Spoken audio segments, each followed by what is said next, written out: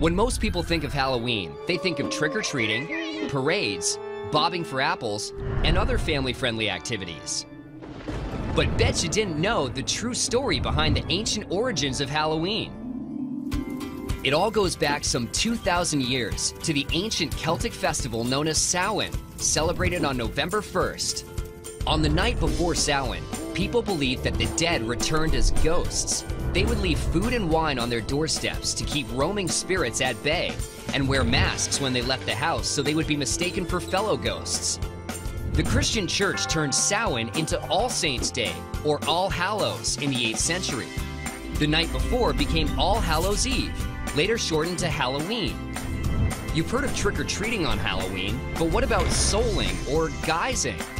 All three of these traditions originated in medieval Britain. On All Souls' Day, November 2nd, the needy would beg for pastries known as soul cakes. In return, they would pray for people's dead relatives. This was called souling. In the medieval Halloween tradition of guising, young people would dress up in costume and accept food, wine, money, and other offerings in exchange for singing, reciting poetry, or telling jokes. In 19th century America, Irish and Scottish immigrants revived these old traditions. The result was trick-or-treating. At first, it was much more about the tricks, in the form of pranks and hijinks, than the treats. It wasn't until the 1950s that the custom took on its current family-friendly, kid-centered form. Today, Halloween is big business, with U.S. consumers spending more than $2.5 billion on costumes annually.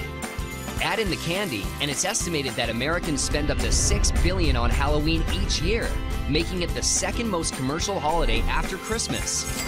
So whether you're a fan of tricks, treats, or trivia, there's a bit of Halloween history.